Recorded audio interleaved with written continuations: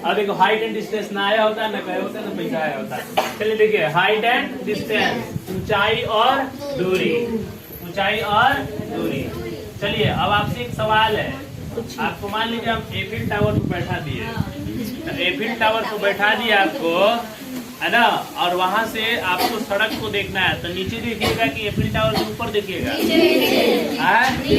तो नजरें झुकाइएगा ना। हाँ, नजरें झुकाना और नजरें उठाना, एक होता है नजरें चुराना। तो वीडियो रिकॉर्डिंग हो रहा है।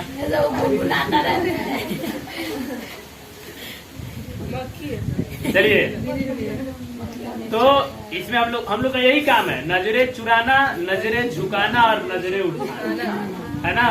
तो एफिल टावर पर आपको बैठा दिए, तो आप नजरों को क्या कीजिएगा? झुकाइएगा। और नीचे से एफिल टावर पर एक बंदर बैठ गया, तो नजरों को उठाइएगा, है ना।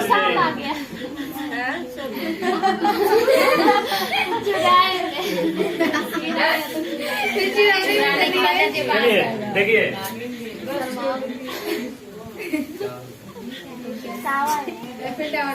दिस इज एफिल टावर, है ना। और एफिल टावर कहाँ रहता है? धरती पर ना।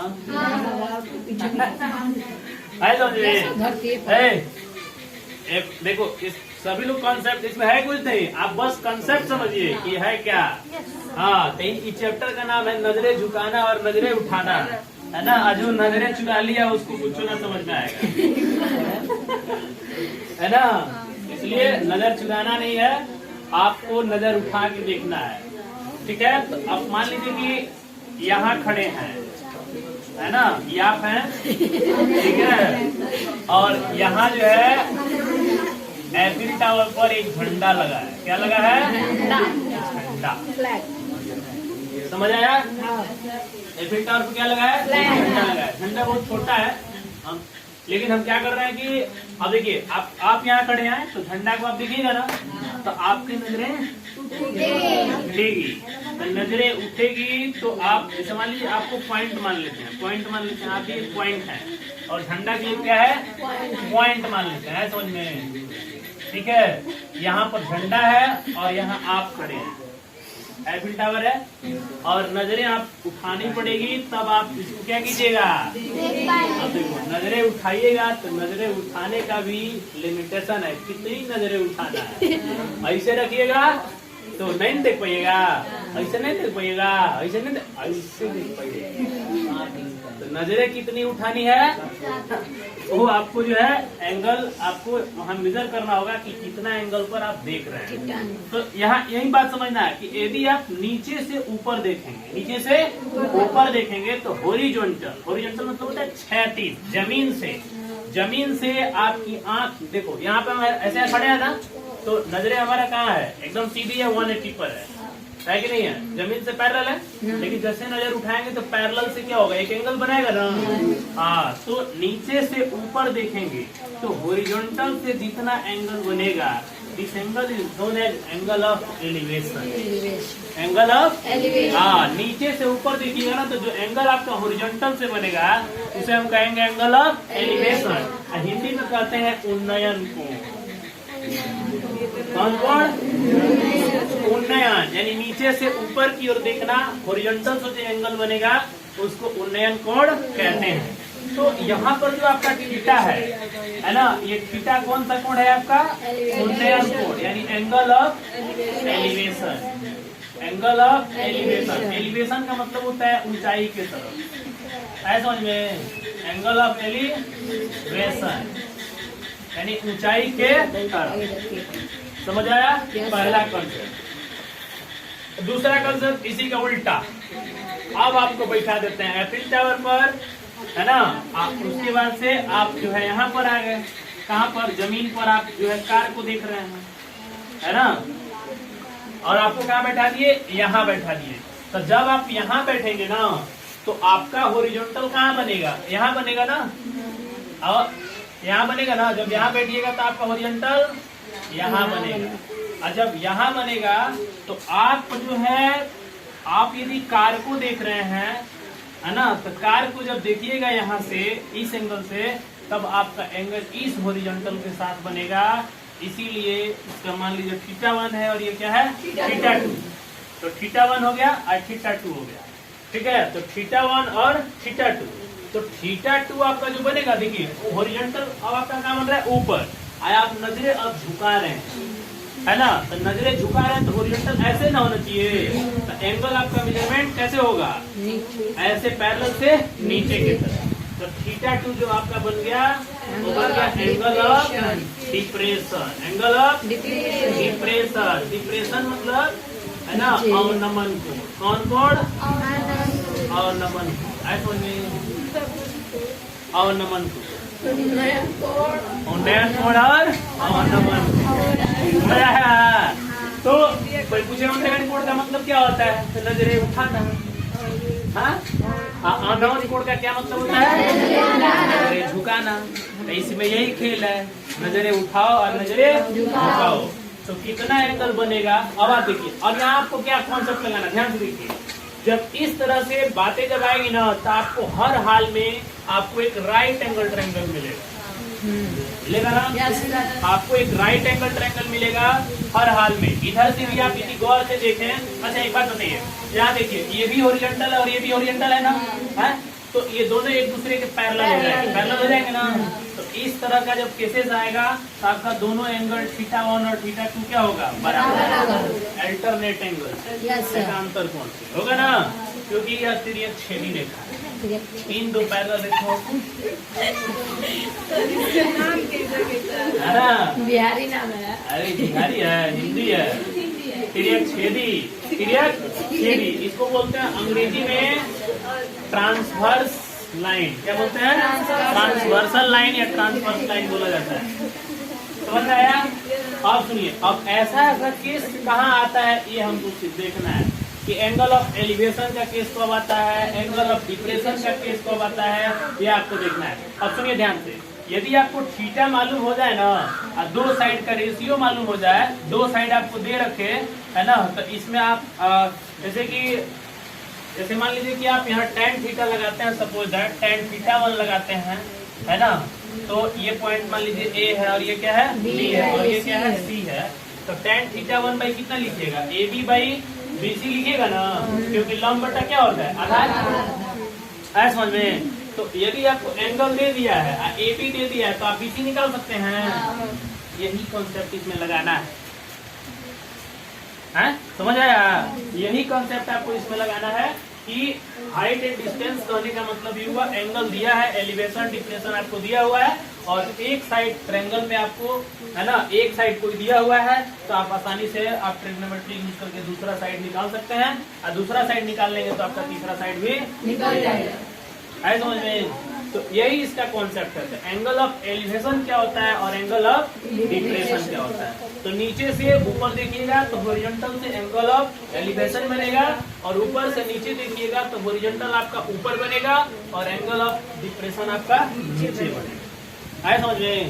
तो ये बात आपको समझ में आ गया। कहने का मतलब कि आप यानी यहाँ से नीचे से ऊपर की तरफ यहाँ थीटा बना, तो ये आपका क्या हुआ, एंगल ऑफ एलिवेशन नीचे से ऊपर। यदि यही ऐसे रहा ऊपर से नीचे की तरफ, तो आपका हॉरिजॉन्टल कहाँ बनेगा, ऊपर ना, तो ऊपर बनेगा तो ये क्या बनेगा, थीटा। तो ये थीटा आपका क्या कहलाएगा, एंगल ऑफ डिप्रेशन कहलाएगा। अब आप नीचे से ऊपर देख रहे हैं, ऐसा समझ में। तो थीटा आपका यहाँ ना बनेगा, यहाँ बनेगा, लेकिन रूल के हिसाब से देखा जाए तो ये इसके बराबर होगा। तो ये लेंगे, लेकिन सॉल्व करने के लिए इसको हम इसके बराबर कर देंगे, और इसी ट्रायंगल को हम सॉल्व करेंगे। भले दिखाते हैं यहाँ, लेकिन सॉल्व करते हैं angle of elevation, angle of depression. समझ में आया। ऐसा केस कब होता है। अब एक और चीज देखिए, अब एंगल ऑफ एलिवेशन कैसे घटता है या कैसे बढ़ता है, इसको देखना है।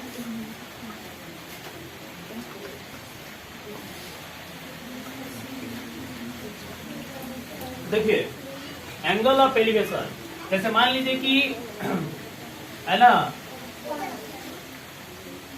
एक ये छोटा सा छोटा सा टावर है। क्या ये टावर है? छोटा सा टावर है। आप गौर कीजिएगा, यहाँ पर एक छोटा सा टावर है और उसके बाद से है क्या कि यहाँ पर ये इसका ऊपर वाला जो पार्ट होता है ना, इसको बोलते हैं टॉप। क्या बोलते हैं? और ये क्या होता है? बॉटम। तो इसमें कंफ्यूज आपको नहीं होना है, टॉप और बॉटम। और ये हो गया एक टावर हो गया। तो टावर का एक टॉप है और ये क्या है? बॉटम है। टावर का टॉप है, ये क्या है? बॉटम। ये टॉप है, बॉटम। टॉप है बॉटम, टॉप है बॉटम। है ना में? हाँ।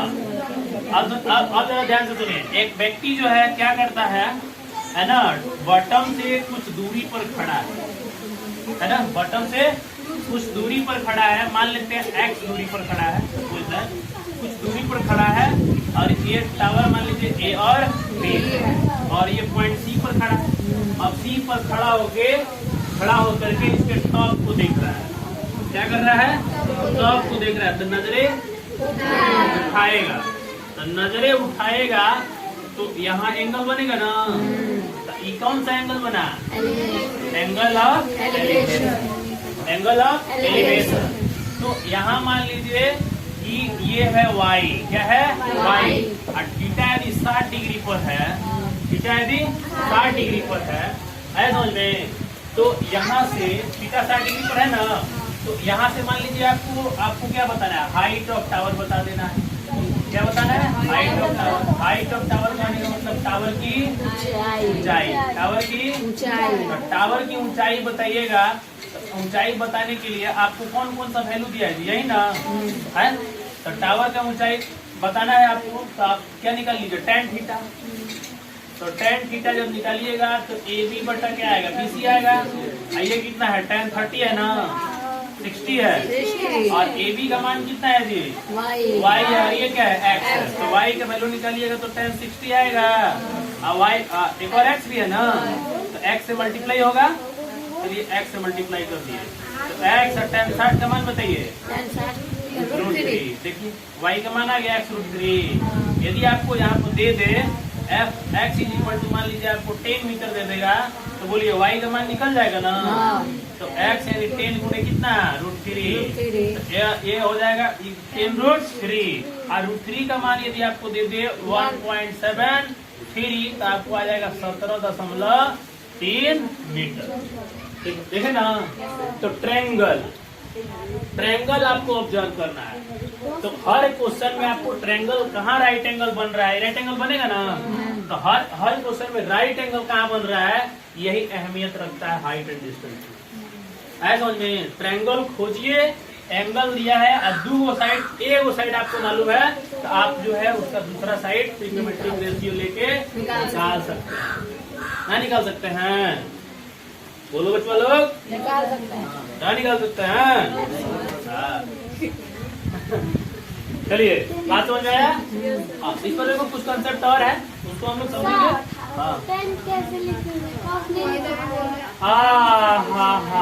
अरे वहाँ पे गिवन सही है, क्वेश्चन एकदम सही बोली है ना। क्वेश्चन एकदम सही बोली है कि आप सुनो ध्यान से। क्वेश्चन एकदम सही बोली है कि कैसे निकालना है। तो यहाँ पर हमको किसका मान दिया है? x का नाम पूछा है कि टावर की ऊंचाई बताइए। तो टावर का ऊंचाई हमको नहीं मालूम है, इसका मतलब कौन सा दिया है? x और ये ना। तो ऊंचाई में और ये आधार में कौन रिलेशन होगा? तो जो रिलेशन होगा वही ना बताएंगे। तो हाँ समझ आया। ऊंचाई जब पूछ रहा है आपको और आधार दिया हुआ है समझ में? ऊंचाई पूछ रहा है, आधार दिया हुआ है, तो ऊंचाई में आधार में क्या रिलेशन बनेगा? यही ना बनेगा। तो जो रिलेशन होगा वही आपको लगाना है समझ में? ना लिखना है? हाँ लिखना है। Good question, good question, good question. Clapping करो।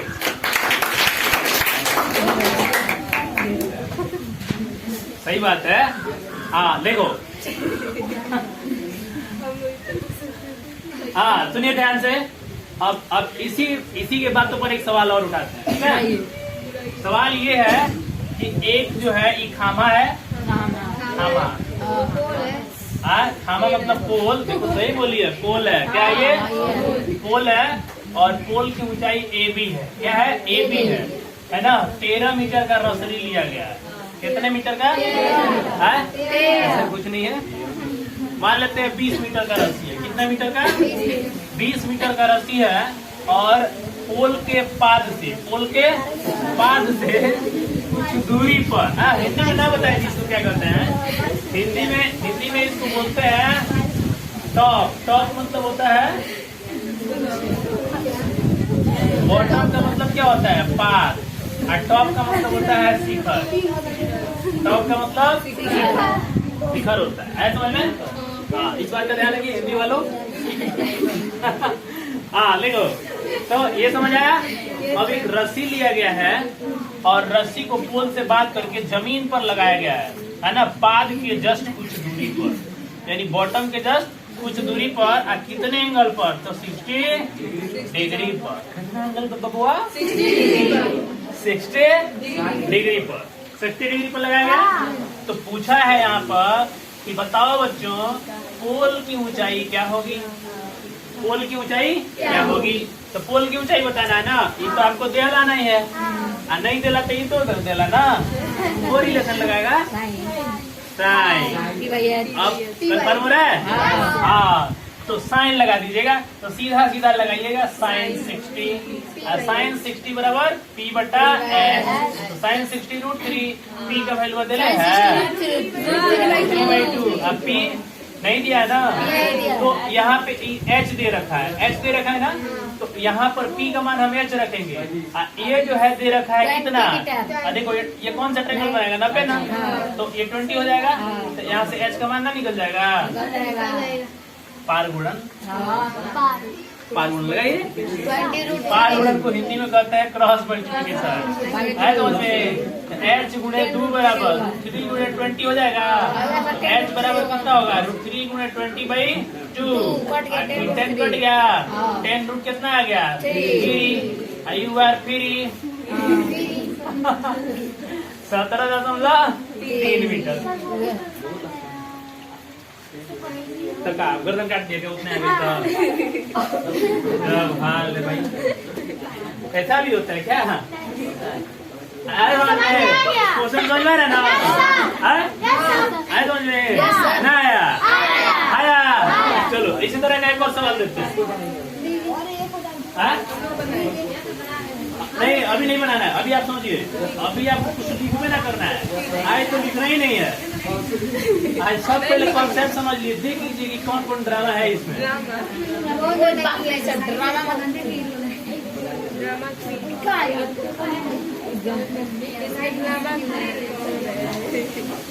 देखो हम लिखने से ज्यादा देखने और सुनने में विश्वास करते हैं। क्योंकि इतना कर लीजिएगा ना, अरे हाथ अपन है लिखा जाएगा। तब पहले समझिए, उसके बाद लिखिए। आए समझ में? देखिए इसी तरह का प्रश्न आपको आएगा। क्या आएगा? देखिए ध्यान से बच्चा लोग। ये देखिए, ये हमारा घर का दीवार है, आंगन का है ना। आंगन का दीवार बहुत छोटा है। एक सीढ़ी है। क्या है? सीढ़ी है जो दीवार से लगी हुई है ना। एक सीढ़ी है जो दीवार से लगी हुई है और जो है दीवार के पाद से 30 डिग्री पर है। कौन है ये? कौन है? सीढ़ी। क्या है ये? सीढ़ी को अंग्रेजा में क्या बोलते हैं जी? STR मतलब सीढ़ी। हाँ लैडर भी होता है। ये STR और एक लैडर होता है। लैडर वाला ही वही है। लैडर वाला बांस वाला सीढ़ी को बोलते हैं। STR वाला कौन सा सीढ़ी है?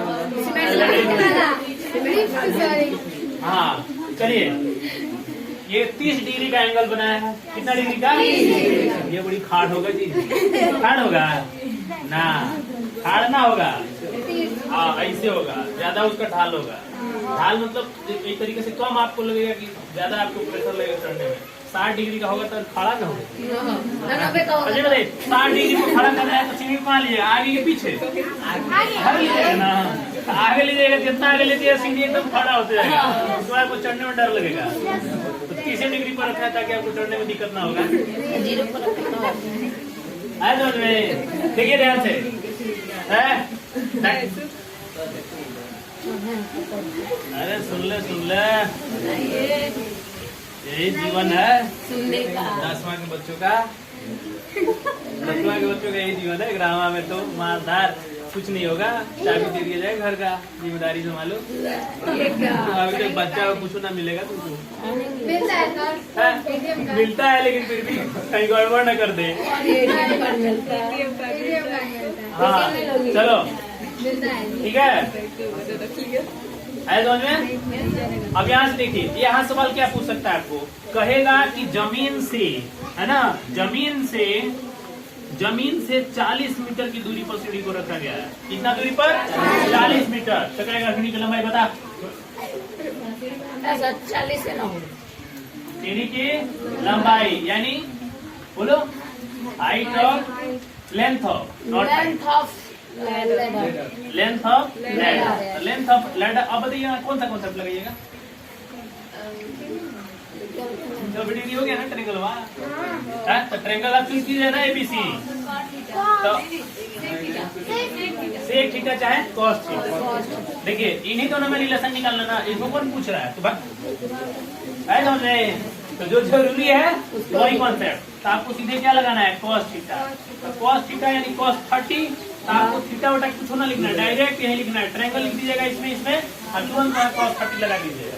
जैसे मान लीजिए क्या लिखा है ना, ट्रायंगल एबीसी में, ट्रायंगल एबीसी में बस सीधा यही लिखना है, कॉस थीटा लिख देना है, कॉस 30 लिख देना है। कॉस 30 बराबर बोलिए आधार बटा खंड, यही ना होता है। तो खंड कौन सा? एसी है। कॉस 30 बोले तो √3/2, बीसी बोले तो 40। एसी निकालना है ना, एसी क्रॉस मल्टीप्लाई। एसी है ना, एसी को इधर ले जाइए तो ये उलट जाएगा। क्रॉस मल्टीप्लाई कर लीजिए, √3 की एसी हो जाएगा। ये 40 गुणे कितना हो गया? 2। एसी का वैल्यू यहाँ से निकाल लीजिएगा ना, 40 गुणे 2 बटा √3। ऐसा समझ में? 80 बटा। आप सुनो, जब यहाँ प्रॉब्लम आएगा ना तो ऐसा आंसर ना देते हैं, रूट को हटाने का प्रयास करते हैं। तो जैसा है ना ओकरे से गुणा कर दो ऊपर नीचे। ऐसा समझ में? 80 √3 हो जाएगा। और रूट में रूट से गुणा करते हैं ना तो रूट खत्म। ऐसा समझ में? अब इसको दशमलव में आप चाहे तो बदल सकते हैं, है ना। अब मल्टीप्लाई करके 3 से डिवाइड कर सकते हैं। इतना मीटर आपका आ जाएगा सीढ़ी का लंबाई। कहेगा पोलो का दीवारों की लंबाई बता ना रे, हैं? नहीं निकाल लेंगे? हाँ उस टाइम जो खांची लेके खो जाएगा। और कहेगा अरे ये तो निकल गया, तुरंत कौन सा लगा देंगे जी? तुरंत लगा देंगे आप ये वाला लगा दीजिए, खटखट 10 वाला, वो निकल जाएगा। ये निकलना है तो ये 10 लगा दीजिएगा, आई निकलना है तो कौन लगा दीजिएगा। यही इसमें कॉन्सेप्ट है, समझ में? कौन लगाना है, समझ आ रहा है ना? हाँ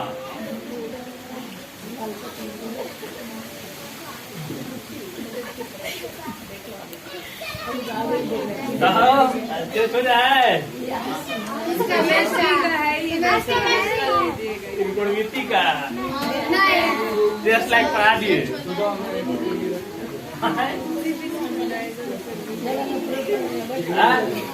स्टार बजे रख देते हैं। क्या दिक्कत है? सर एक दिन एक होगा, बोले है ना? हाँ एक दिन एक होगा। हाँ एक दिन एक होगा। एक दिन एक होगा। अब सुनिए एक और सवाल, जरा सुनिए, मैं बात नहीं कीजिए। अब देखिए, अब सवाल एक और बनता है। सवाल कैसे बनता है जरा गौर कीजिएगा। सवाल बनता है कि एक टावर है और टावर पर एक व्यक्ति बैठा है ना। जब कार रुकी हुई थी तो उसका एंगल ऑफ डिप्रेशन जो था वो था आपको 30 डिग्री। कितना था? लेकिन टी समय बाद कार जो है इस टावर के पाद की ओर यानी बॉटम की ओर, पाद की ओर यानी बॉटम की ओर कार आती है और कार आ करके 60 डिग्री का डिप्रेशन एंगल बना लेते हैं। देखो देख रहे हो ना? टी समय बाद, कितने समय? टी समय बाद। कितने थे बाबा? यानी इसका मतलब ये सी हो गया और ये डी। तो सीडी दूरी तय करने में कार कितना समय लगा रही है? टी समय लगा रही है। मान लेते हैं टी सेकंड दे रखा होगा, 2 सेकंड 3 सेकंड मिनट में भी दे रखा होगा। तो टी सेकंड के बाद जो है कहाँ पहुंच रही है? सी से डी पर पहुंच रही है। तो एंगल ऑफ डिप्रेशन कितना हो जा रहा है? 30 से 60 हो जा रहा है। तो डायग्राम क्वेश्चन जब पढ़िएगा, देखो इसमें मेन यही है, आप क्वेश्चन पढ़ करके डायग्राम खींच पा रहे हैं कि नहीं, है समझ में? तो क्वेश्चन जैसे जैसे कहेगा, तो ये कार पहले यहाँ थी, तो इधर जाएगी तो कहेंगे कहाँ जा रही है? पाथ की ओर जा रही है। अरे टावर के बॉटम की ओर जा रही है। बॉटम की ओर जाके 30 डिग्री से कितना बना ली? 60 डिग्री बना ली, 45 डिग्री बना ली। ये भी हो सकता है क्वेश्चन में, लेकिन हाँ बॉटम की ओर जाएगा तो एंगल घटेगा नहीं, एंगल बढ़ेगा। एंगल बढ़ेगा, आया समझ में? एंगल जो है बढ़ेगा। तो इसमें प्रश्न ये आ सकता है कि बताइए, है ना, इतना समय में कर रही है ये, है ना, कौन सा? कार। और दे देगा आपको कार की चाल दे देगा आपको, कार इतने चाल से गमन कर रही है, तो चाल में समय से मल्टीप्लाई कीजिएगा तो दूरिया में निकल जाएगा।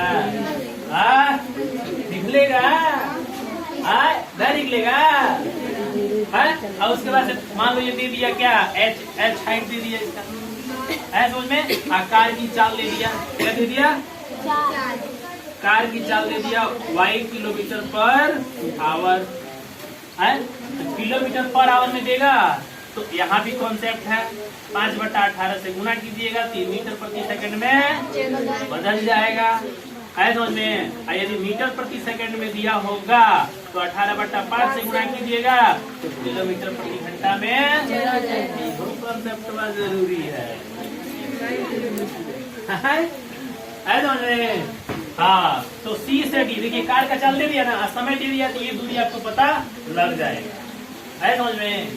ये दूरी आपको पता चल जाएगा। और हाइट आपको दे रखा है, हाइट आपको दे रखा है। और देखिए ये दूरी क्यों निकालिएगा? तो प्रश्न में पूछा होगा कि प्रथम पोजीशन जो कार थी, प्रथम पोजीशन पर जो कार थी वो जो है पाद से कितनी दूरी पर थी? पाद से कितनी दूरी पर थी? तो इससे तो ये डिस्टेंस निकल गया, है समझ में? और उसके बाद से इस कॉन्सेप्ट का यूज करके आप इसको निकाल लीजिएगा ना, है? और जब ये निकल जाएगा तो दोनों ऐड कर दीजिएगा तो आंसर आएगा। बोलो आएगा ना? अच्छा, इसमें भी क्वेश्चन बना देगा, ध्यान सुनना। क्वेश्चन ये बना देगा ना कि एक कार यहाँ है, कुछ समय के बाद कार यहाँ जा रही है ना? तो पूछेगा कि दोनों पोजीशन के बीच की दूरी बताइए। तो दोनों पोजीशन के बीच की दूरी मतलब आई बड़का आई छोटा, दोनों निकाल के घटा दो।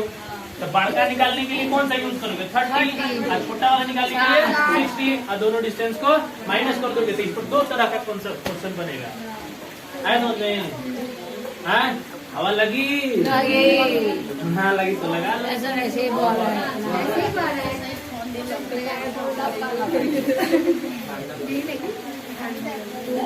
ठंडा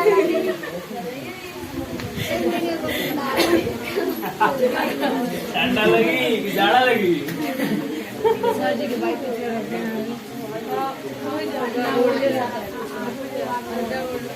समझिए, आप समझिए। ये देखिए, ये एगो पीपल का पेड़ है। कौन पेड़ है जी? पीपल का पेड़। हाँ है सर, ये मैंने हाँ मिठाई।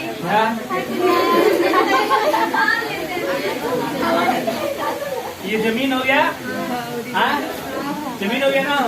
मान लो आधी तूफान आया, कौन आया? आधी तूफान आया, आधी तूफान आया और यहाँ से टूट गया। टूट के कहाँ जाएगा? ऊपर आएगा, झुक जाएगा कि नहीं झुकेगा? हाँ, तो इसे क्वेश्चन रहता है। एक पेड़ है ना, इतना इसका ऊंचाई है। अच्छा, एक को देगा कि इतना मीटर ऊपर से टूट गया। कितना मीटर? मान लेते हैं h मीटर ऊपर से टूट गया, और टूट कर जो है बना लिया एक एंगल थीटा। पेड़ की ऊंचाई बता कैसे बताएगा? तो जितना ये टूटा वो कहाँ आया? नीचे। ऐसे ना होगा, इधर इधर जोड़ दोगे। ये एच है ना, यही टूटा तो ये देखो, ये जो डायग्राम बना है ना, तो उसके हिसाब से टूटा वाला पार्ट आके यहाँ झुक गया, यहाँ झुक गया तो ये ऊंचाई इसके बराबर होगा। एंगल आपको देले रहेगा, तो जो एंगल देले रहेगा तो एकरा से मतलब थोड़े है, उससे मतलब है, एकरा से मतलब है। तभी नहीं दोनों जोड़ेंगे तो हमको ऊंचाई मालूम चल जाएगा, है ना, समझ आया। तो यहाँ पर कौन कॉन्सेप्ट लगाइएगा, साइन, साइन लगाइएगा तो ये वाला वैल्यू आ जाएगा। मान लीजिए एक्स आ गया तो पेड़ की ऊंचाई क्या हो जाएगी, एक्स प्लस। ठीक है, कॉन्सेप्ट हो गया। दूसरा कॉन्सेप्ट, इसी पर दूसरा कॉन्सेप्ट क्या बनेगा, दूसरा कॉन्सेप्ट ये बनेगा कि पेड़ जो है टूटकर, पेड़ जो है टूटकर, है ना, पेड़ जो है टूटकर जमीन पर थीटा एंगल बनाता है ना, और कितने दूरी पर जाके गिरता है, मान लेते हैं दे दिया एक्स दूरी पर जाके गिरा, कितने दूरी पर, एक्स दूरी पर जाके गिरा, है समझ में, एक्स दूरी पर जाके गिरा। और उसके बाद से आपको कह दे कि पेड़ की ऊंचाई बताइए, कॉट लगा दो। हाँ, ऐसे किसे कोट लगा दोगे, हाँ कॉट लगाओगे, कॉट लगाओगे, क्योंकि देखो टूटा हुआ भाग निकालना है ना, तो आपको ये भी भाग चाहिए और ये भी भाग चाहिए, तब ना आप दोनों पेड़ की ऊंचाई बताइएगा। तो ये वाला आपको डिस्टेंस दे रखा है, तो इससे आप कॉस लगा के ये वाला निकाल सकते हैं, इससे लगा के आप ये वाला निकाल सकते हैं। तो दोनों वैल्यू जब जोड़िएगा तो यही ना ऊपर से टूट के गिरा है, तो ई वाला जोड़ दीजिएगा, तो आपको जो है दो तरह से क्वेश्चन पूछेगा ना, पूछा घुसा,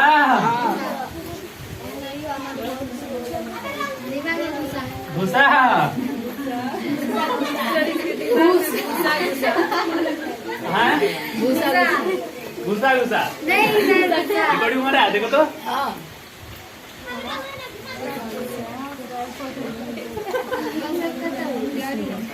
समझ आया। हाँ देखो ये बहुत मजा वाला चैप्टर है, लेकिन पहले से लगता है कितना खतरनाक है, लेकिन है ये मजा वाला। चलिए पढ़े थे तो लगा था सर, हाँ पहले बार पढ़े थे तो लगा था, क्या लगा था, अब नहीं लगता, समझ में नहीं आ रहा था। हाँ चलिए अब देखिए, सुनिए ध्यान से। अब सवाल कैसे होगा कि ये गली है, क्या है, गली कुचा जानते हो ना, हाँ गली कुचा में कौन घूमते हैं, तो हमारा कुत्ते। चलो ध्यान से, हम लोग घर पे रहिए। हाँ समझ आया। देखिए ध्यान से, ये क्या है, गली है, तो गली की ये चौड़ाई होगी ना, बोलो क्या होगी, एक गली की चौड़ाई होगी। मान लेते हैं चौड़ाई एक्स है, क्या है, एक्स है ना। देखो ध्यान से, इस गली के दोनों एंड पर क्या है, एक दीवाल है ना, और दीवाल से क्या है ना, एक दीवाल है, तो दीवाल से एक सीढ़ी है, क्या है ये, सीढ़ी है, ये मिड पॉइंट नहीं ले रहे हैं इसके